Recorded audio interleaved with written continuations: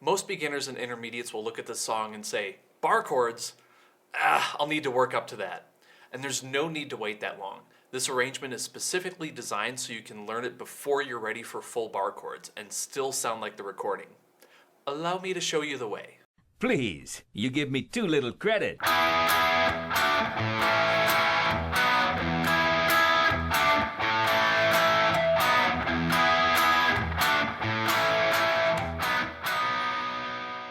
Hey everyone, I'm AJ Hansen with Level Up Your Guitar. Tab sheet music is in the description. Private lesson link is down there too. Let's get into it. Today we're looking at Living After Midnight by Judas Priest. Classic, loud, and super fun to play. Here's the thing about this arrangement. It's not the full bar chord version of the song. It's a stepping stone into bar chords. What we're doing is we're using a 2-finger barring approach. The index fingers covering 3 strings on 1 fret, and then the ring fingers covering the same 3 strings a couple frets higher. And they float over the neck together, locked in the same relative spread. So you're not barring 6 strings, you're barring in smaller chunks. Think of it as installing the skill. When you get these 2 fingers working as a unit, full bar chords are going to feel a lot more familiar when you get there. And the hands already know the motion, it just has to extend it. I'll tell you a quick story. About 2 years ago, I got a new student, high school kid and total metalhead. He's still with me now, but before his first lesson, he sent me a list of music he was into, and Judas Priest was on the list. I already had this arrangement ready, so I told him straight up, if you love metal, you're going to have a harder time finding beginner-friendly songs that actually sound like the music you care about, so open chord stuff isn't going to scratch the itch. But I said, when you're ready for the challenge, we can start something like Living After Midnight, simplified down just a little bit so you can actually play it and skip straight into metal. And he was down for it, and the first lesson went really well. Took a couple weeks to get the full song solid, but he got there. And he came in as a complete beginner. So if a metal-obsessed high schooler can pull this off in a couple weeks, I don't know what your excuse is. Boy, that escalated quickly. And that is the one thing about metal, as much as I love it, there's not a lot of songs that are beginner accessible that still sound cool. This one threads the needle. Let's hit it. The intro is 4 measures of E, D, A, and B major, and then it repeats. Those 4 chords are going to be the backbone of pretty much this whole song.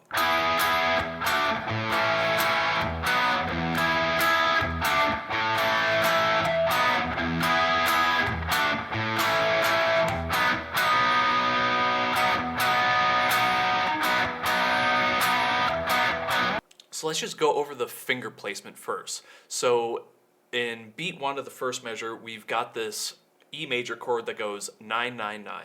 So we're going to use our ring finger for the 9th fret. And you can see the way my finger is, it kind of looks like a mountain peak here. So that's one way of playing this. Or sometimes you can get away with a little bit flatter finger. You just have to make sure that you mute the high E string. So you'll have 9, 9, 9 on the D, G, and B strings. That'll be our first 2 beats.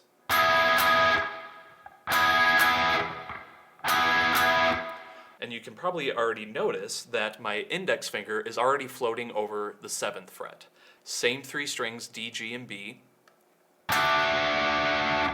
So let's work on this movement.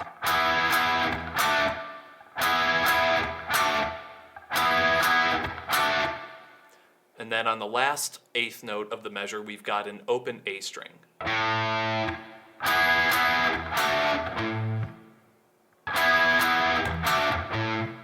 Now you'll also, it's not written in the sheet music, but you'll want to palm mute that note.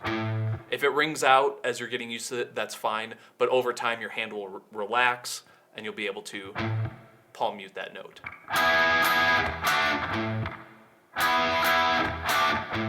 So that's our barring for this song. We're not going to do anything more complicated than what you've seen already. Then we can take this index and ring unit and move it down to frets 2 and 4 for measure 2. So for your index, whether your finger makes this mountain peak shape or it lays a little bit flatter at an angle like this, you probably don't want it perfectly straight with the fret. A little bit of an angle will help. So we'll start with the index finger.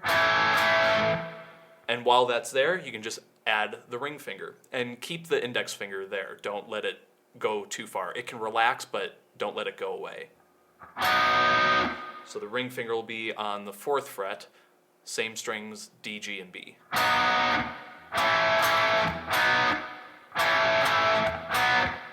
And just like before, we've got an open note, but now it's the low E string. And if you can, palm mute it. If not, you can always add that later.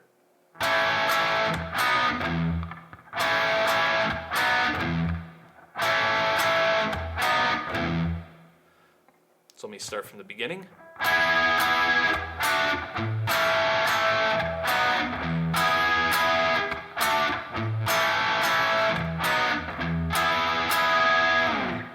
So again, focus your attention on this. The spread between the two fingers never change. They move as one unit. That's the whole key to this section. Once you feel that connection, the chord change starts to happen automatically. So let me demonstrate it just a little bit slower.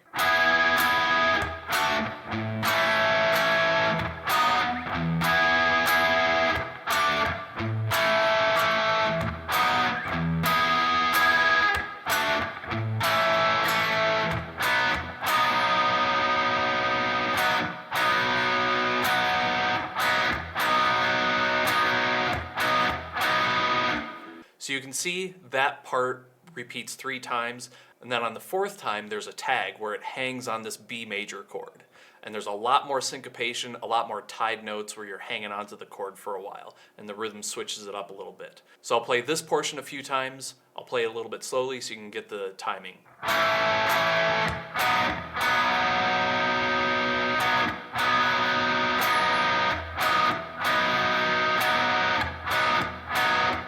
So we've got a lot of syncopation on the ands of beat 3 and 4, and then the last 2 measures, he adds a quarter note on beat 2 that kind of help latch it in.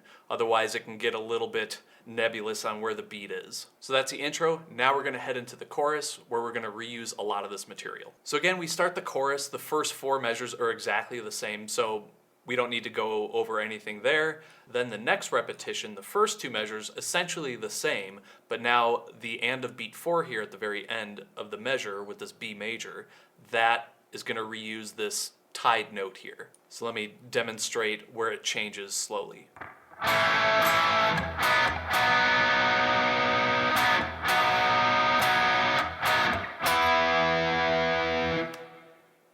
So again, we've still got all of our same mini bar chords here. Ring finger on the 9th fret, index on 7, jump down here, index on 2, ring on 4, and we hang on to that 4, same syncopation and a 3 and a 4, and then we've got another B major strum on beat 2 to kind of lock it in, and then we've got and of 3, and then on the and of 4 we switch to an E5 power chord.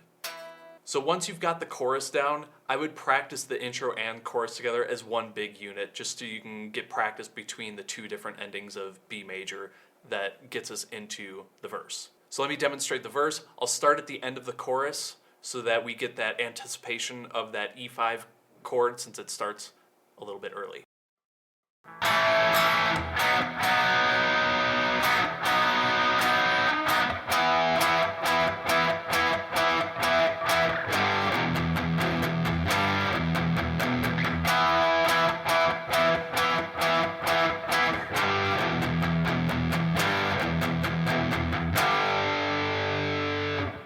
So the verse switches the vibe completely. We're off the bar chord approach and into power chords, mostly E5 and G5. So the challenge here isn't the notes, it's the syncopation. The rhythm has that offbeat push that lands on the and of the beat rather than the downbeat. So if you haven't seen any of my other videos talking about syncopation, here's the easy way to at least understand where they live. 1 and 2 and 3 and 4. 1 and 2 and 3 and 4. And then when we hit that G5, that's going to tie over into the downbeat of the next measure, and then on the and of beat 1, you'll switch to E5, and you'll have and 2 and 3 and 4. 1 and 2 and 3 and 4.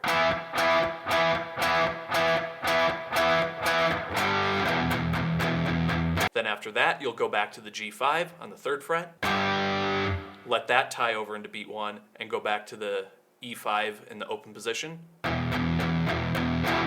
and then jump up to the E5 power chord in the 7th fret, because that's going to tie back around when we repeat it. 1 and 2 and 3 and 4.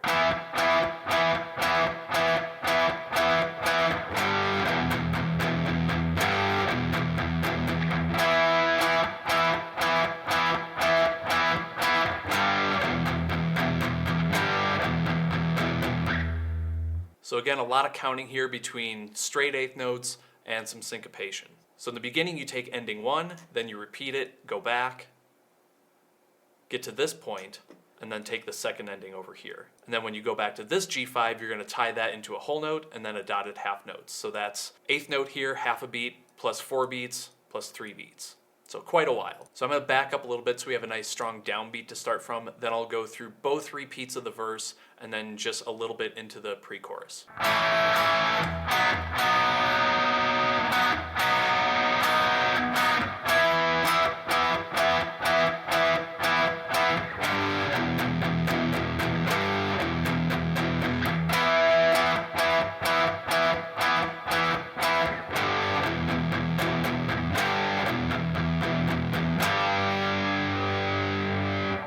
Alright, on to the pre-chorus. This is where the song really breathes with the sustained tied power chords. You'll play most of them just once and let them ring through.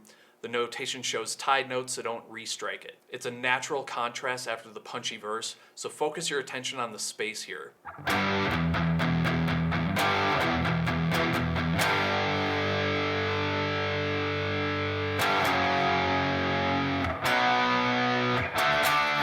Alright, so we've got G5 in the beginning, so index on the 3rd fret, and we've got our power chord shape, and that's going to be on the and of beat 4, and that's going to ring through for 4 beats plus another 3.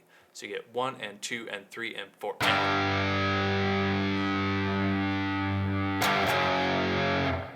So we go from the G5 in the 3rd fret to the F sharp 5, and that's going to ring from the and a beat 4, then a dotted half note, so we got 3 beats there, plus another half a beat, before it moves to B5 right underneath, also in the 2nd fret, starting on the A string. And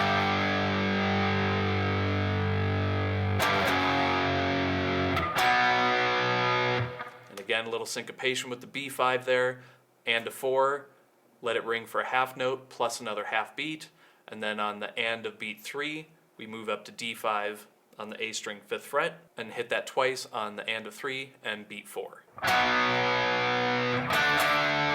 So I'll start that from the beginning again.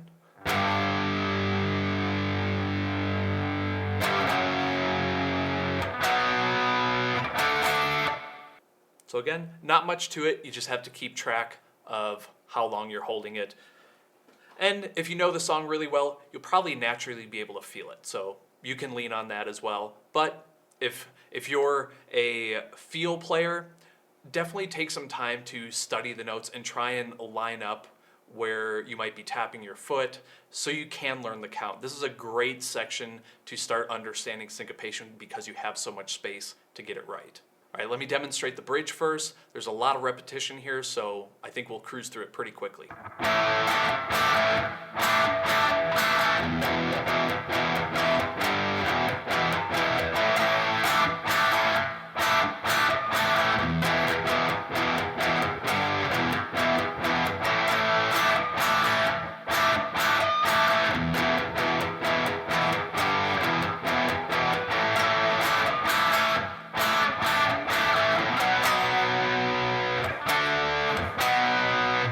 So the bridge does something useful here with barring. You start on the 2nd fret A chord with your index finger barring, just like what we did before.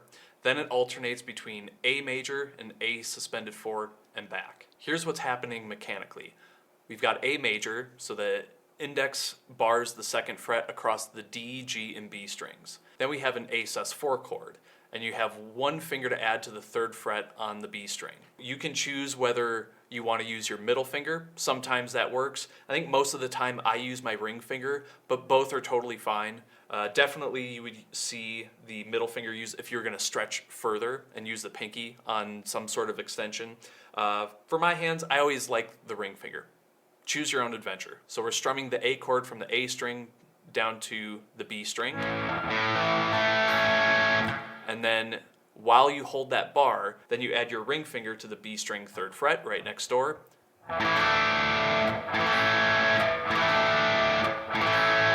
Or again, if you like your middle finger.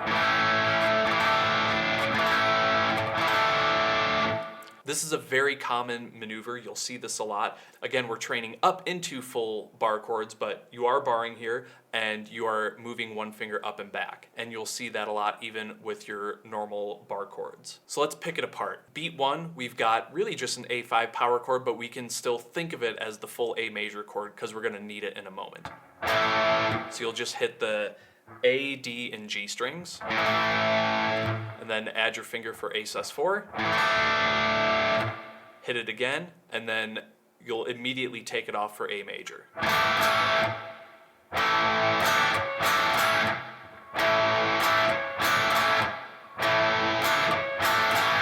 So that's the first measure.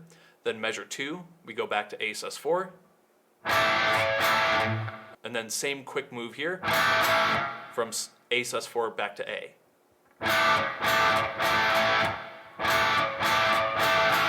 And then we'll finish the measure going to an E5 power chord. Again, still technically another bar chord because we're using that index finger across the A and D strings in the 2nd fret. So we'll hit the E string open first and then hit the E5 power chord. And again, with that individual E note, palm mute it if you can, and then the full strum, you can let it go. So the first 2 measures will go like this.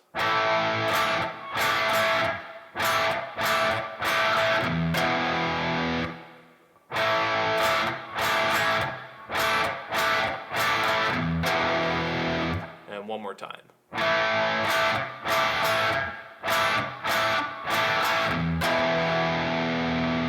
So once you play the E5, that's going to tie into the next measure, and then we go back to basically our verse section, but now everything's an octave lower. So we've got the same syncopation here.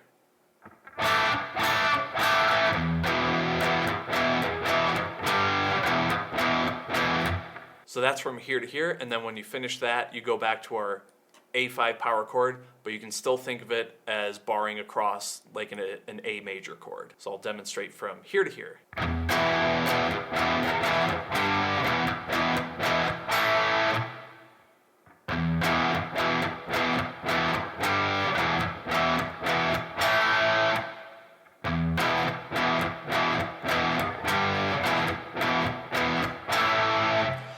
Another thing to notice, this is a little bit different when we did this up higher. There, when we were playing it up in the 7th fret, to get that syncopated sound, you can relax your left hand to stop the note. And then maybe just a little bit of cutting it off with your right hand, palm muting. But here we've got these open strings and they can be a little bit more dangerous. So what I find I tend to do is I hold the chord, relax my finger, and my other 3 fingers just choke it out here. And also my right hand does do just a very slight palm mute. You might not notice that with all the dancing around over here. I'll go a little bit slower and demonstrate again.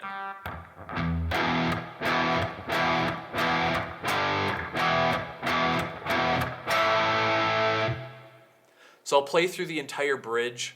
I'll go a little bit slower, but not too slow, and play through it 3 times like it says in the repeats. 3, 4.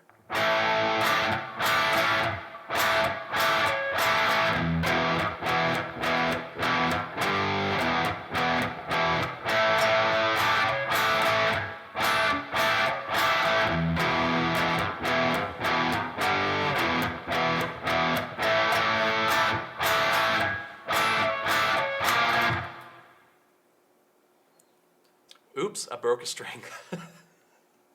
Awesome. Quite unfortunate.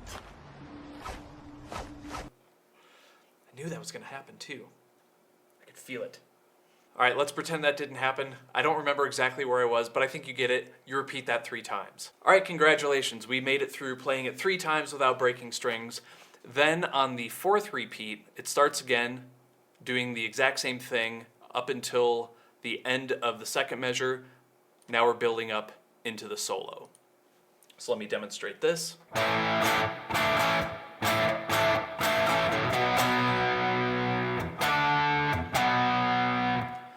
Alright, so again, we've got the same thing in the beginning.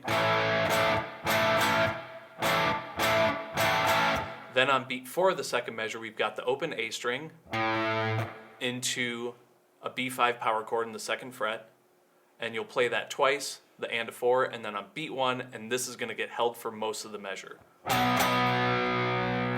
So you go and 1, 2, 3, 4, and. So that and to 4 is where you switch to the D5. And you'll hold that for a dotted quarter, and then back down to B5. So I'll demonstrate that.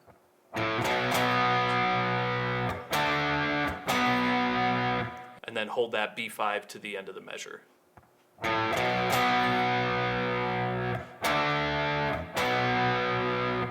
I'll demonstrate these 4 measures all together at speed.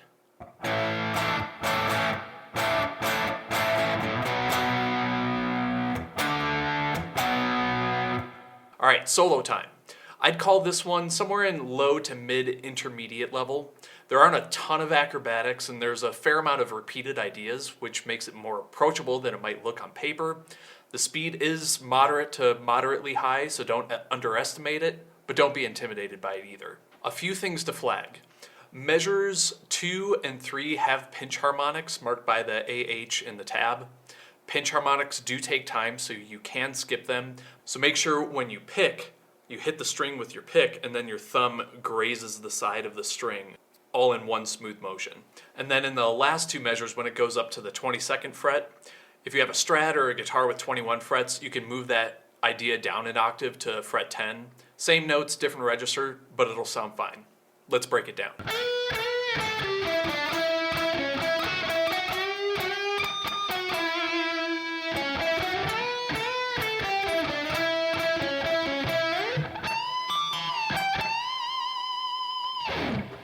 So in the beginning, we're starting with the ring finger on the B string 10th fret, and we're going to bend it twice.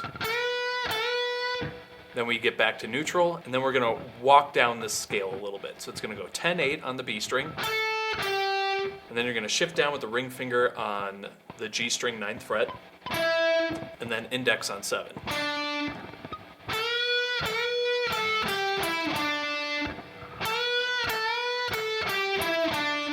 And then you'll reposition with the index finger to fret 9 on the G string.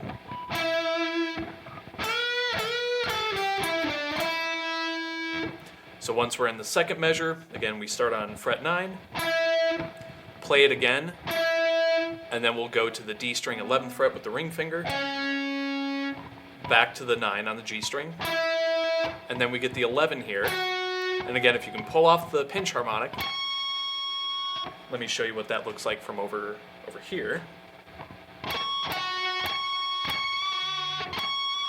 So again, you can see my pick is going through, and then I'm just barely grazing the string with the side of my thumb, all in one motion. And for my hands, again, as you can clearly see, I have very strange shaped thumbs. But for my hands, as I pick that, I kind of twist down and out just a little bit. I'm over exaggerating, but that's what I'm doing very quickly and subtly. And if you are missing your pinch harmonic, try different areas horizontally across the string. So you can start up high.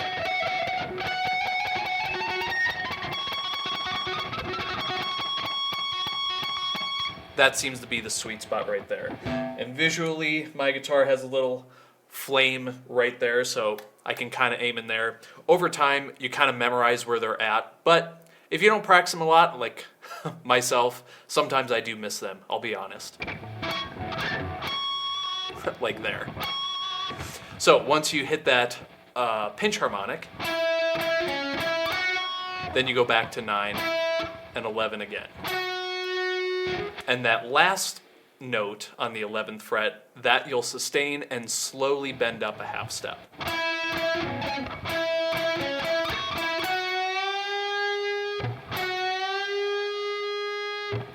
And then you'll repeat that note again and bend. I'll make a correction later. Those should be whole step bends. I don't know how they got in there as half steps. So once you finish those two bends. Then you've got a pre-bend plus a pinch harmonic. So with the pre-bend, you'll start with the string bent first with the ring finger, but you'll pinch harmonic at the same time. And you'll do that 2 times. Then drop it down to neutral, play 11 again, and then back to the 9th fret. So I'll start at measure 2.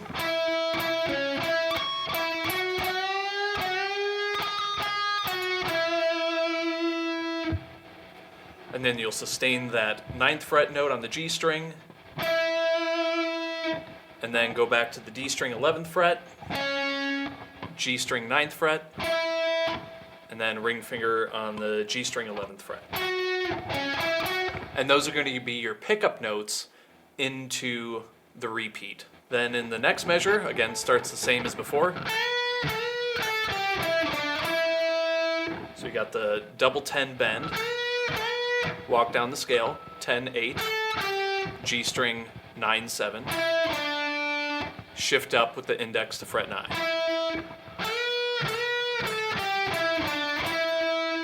And then we're going to repeat the G string 9th fret with the index finger and ring finger on the D string 11th fret. We're going to go up and back twice. And then the final note is back to the 9th fret. And you can use that time to slide up into position because we're going to the stratosphere.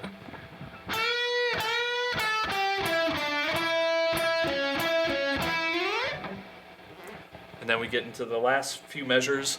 I'm using my ring finger on the 22nd fret of the B string. Then I bring my pinky underneath that to the E string 22nd fret. Now you want to do these at the same time.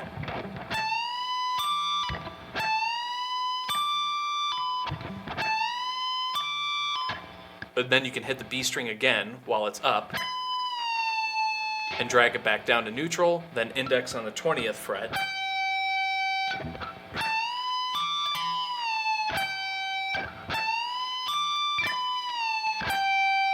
And then either ring finger or middle, depend on how much room you have. Either or is fine. So I'll use the middle on the B string 22nd fret, and then one more big bend. And if you can add some vibrato, you get style points for that.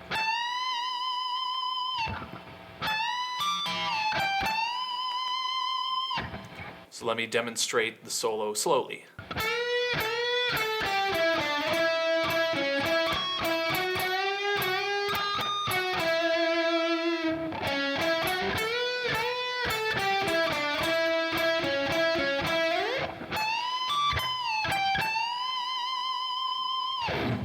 And again, if you don't have 22 frets, you can move the 22s down to fret 10 and the 20 down to fret 8. I'll demonstrate that. So I'll start at the previous measure.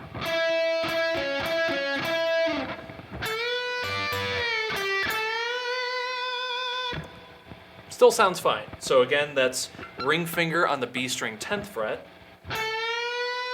Pinky comes in on the high E string 10th fret.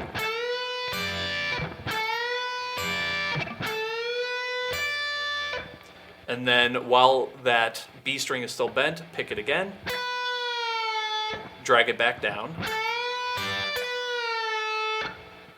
index on the 8th fret of the B string, then back to the ring finger on the 10th fret of the B string.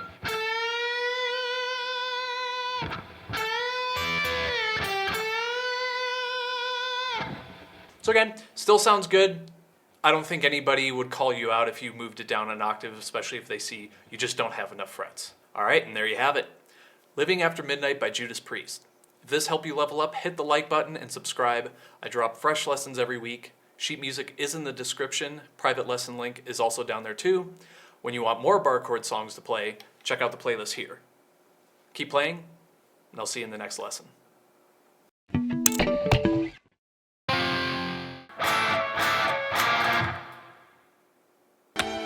Hey, that little boy is playing 3 games at once. Checkmate. Checkmate. Checkmate. Dang.